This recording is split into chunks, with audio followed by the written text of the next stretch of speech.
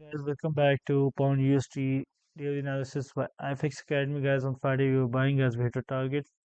So, guys, the question remains: what are we going to do today? And for today, okay, I was on the 15-minute chart, so let's get back to the 1H. And for today, guys, as long as the price is able to stay above 1.34369, guys, we are bullish. We already almost at our first target, which is 1.346457. And guys, the second target is 1.34919.